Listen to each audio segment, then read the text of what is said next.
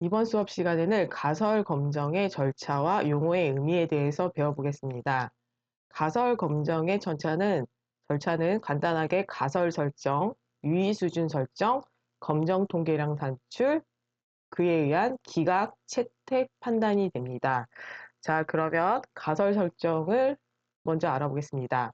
가설을 설정한다는 것은 기물가설과 대립가설을 설정하는 것입니다.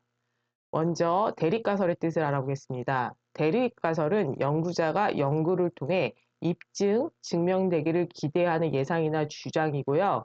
기물가설 같은 경우는 연구자가 부정하고자 하는 가설입니다.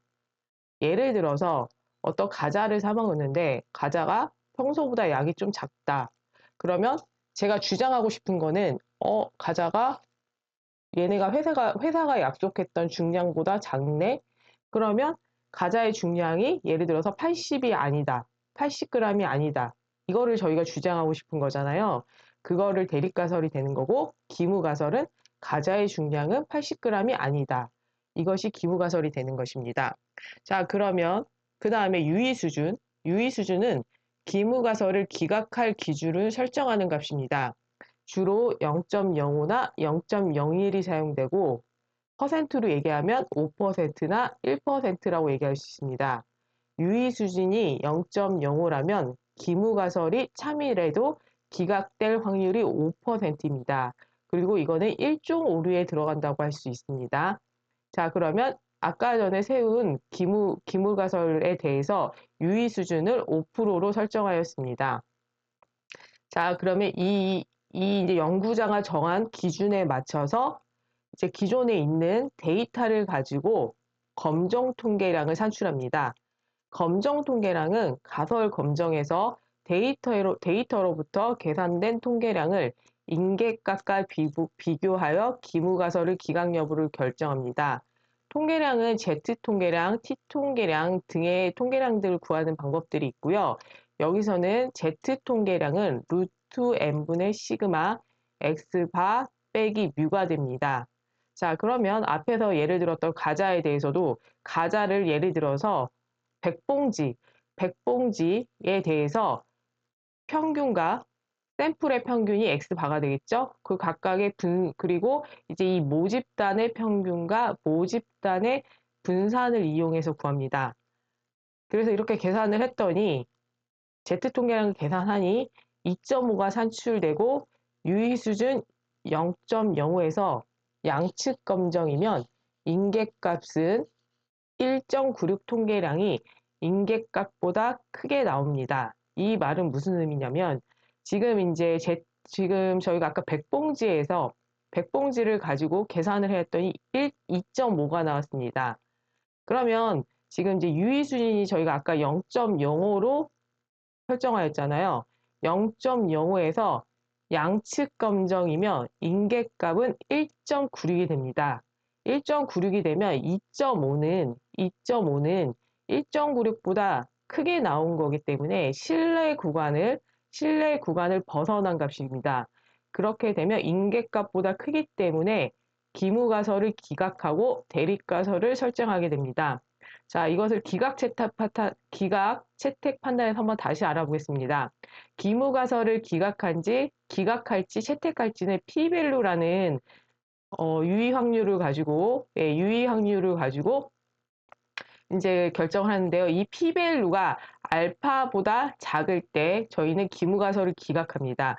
그러니까 지금 같은 경우는 P밸류가 0.05보다 작은 경우가 되겠죠. 이 P밸류의 의미는 기무가설을 지지하는 정도, P밸류가 작을수록 그 지지도가 약하다는 것을 의미합니다. 기무가설을 지지하는 정도가 약하니까 대립가설을 채택하겠죠. 그래서 지금 보시면 이제 이 표준정규 분포가 지금 제가 이제 밑에 여기 이제 살짝 이렇게 여기다 집어 넣어놨는데요. 이게 표준정규 분포고요. 지금 아까 전에 Z통계량이 2.5가 나왔잖아요. 2.5고 유의 수준이 0.05일 때 이때 확률은 0.9946이 됩니다. 0.9946을 이제 이 확률이 0.9946이면 1에서 이 0.9946을 빼준 게 P밸류가 되고요.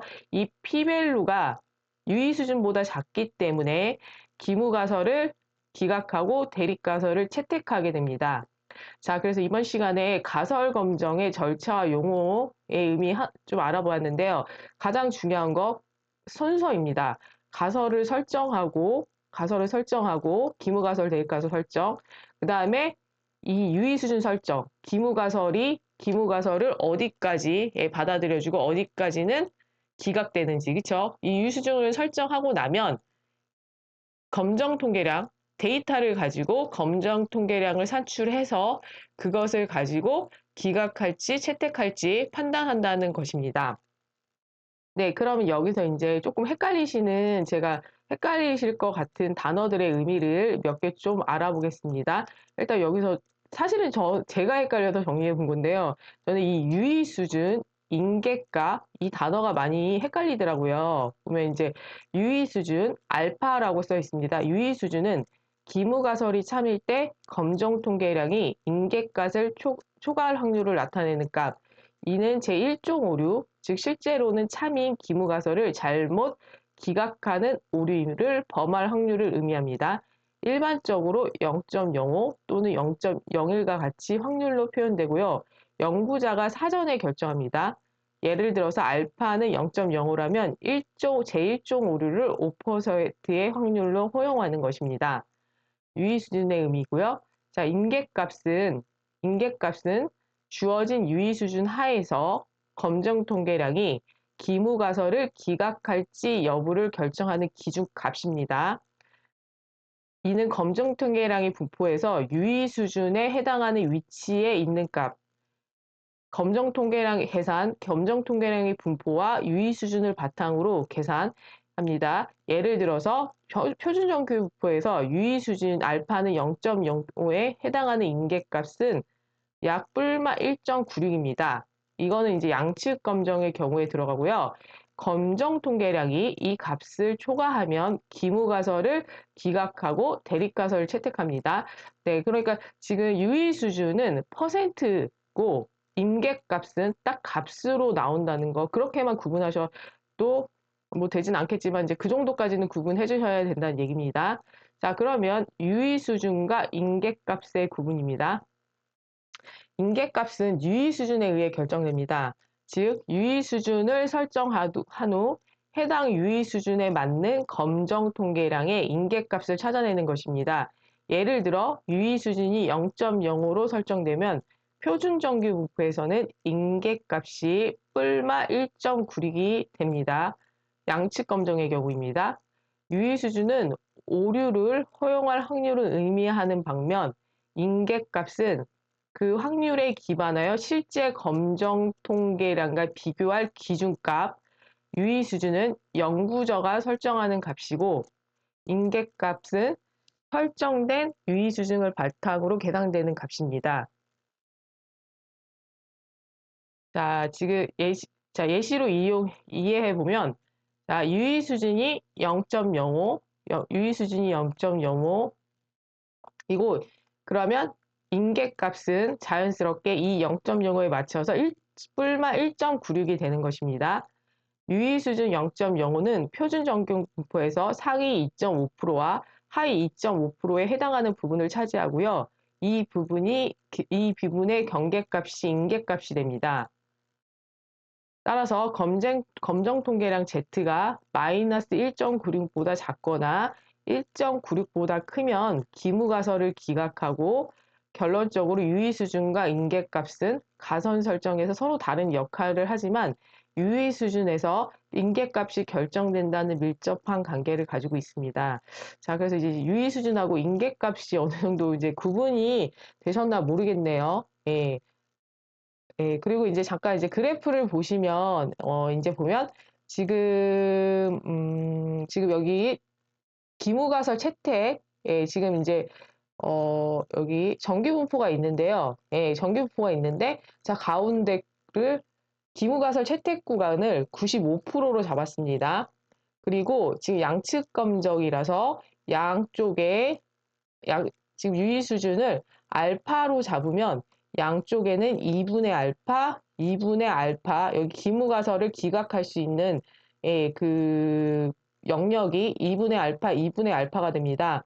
그리고 밑에 이제 X축이 있는데요. 이 X축에서 이 밑에 이 실내 구간이 끊어지는 곳, 이곳을 인계값이라고 합니다. 알파의 2분의 알파 값이겠죠. 그렇죠? 이곳이 이제 인계값이 되는 거고, 그래서 이 채택역 안에 들어가게 되면 기무가설을 채택하는 거고, 이 바깥으로 나가면 기무가설을 기각하게 되는 것입니다. 자, 그리고 이제 두 가지 정도 표를 알아두면 좋을 게 있는데요. 자, 이제 지금 이제 1종 오류, 2종 오류라는 것이 있습니다. 1종 오류는 기무가설이 참인데 기각하는 것입니다. 자, 말 그대로 오류잖아요. 참이면 반드시 채택해야 되는 거죠. 그쵸? 참이면 채택해야 되는데 채택하지 않았어. 참인데 채택하지 않고 기각시켰어. 그러니까 1종 오류가 되는 거고요. 자, 거짓이면 채택하면 안 되잖아요. 그쵸? 근데 채택했어. 그래서 이것도 2종 오류에 들어가는 것입니다. 그래서 참인데 기각시켰어. 거짓인데 채택했어. 이거는 이제 오류에 들어간다는 거 잘 기억하시고요. 자, 그리고 지금 이제 여기 그 밑에 이제 여기 표가 있는데, 자, 이제 연구자가 직접 정하는 기준이 있습니다. 이제 이제 기무가설을 채택할 수 있는지 채택하지 않는지 그 기준점을 구해야 되잖아요. 그 기준점, 연구자가 직접 정하는 기준에 따른 것은 인계값하고 유의수준이 있는데요. 인계값 같은 경우는 X축의 값, 여기 X축에서의 값이 되고요. 인계값은. 자, 그리고 유의 수준은 여기 이 그래프와 X축 사이의 영역입니다. 유의 수준은 예, 영역이 되는 거. 이거를 이제 연구자가 직접 정할 수 있다는 거죠. 그렇죠?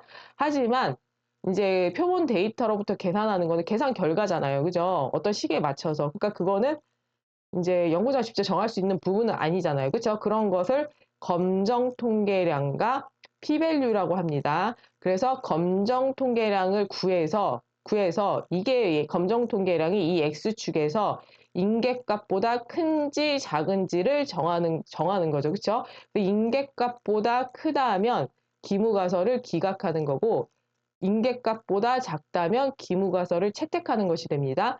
그리고 이 검정 통계량을 가지고 저희는 p-value를 구할 수 있습니다. 그리고 p-value가 유의 수준보다 작다면 기무가설을 기각하는 거고요. 유의 수준보다 크다면 기무가설을 채택하는 것입니다. 그래서 이번 시간에 이렇게 저희 그 검정 통계량을 구하는 것, 그렇죠? 가설 검정에 대해서 이렇게까지 알아보았는데요.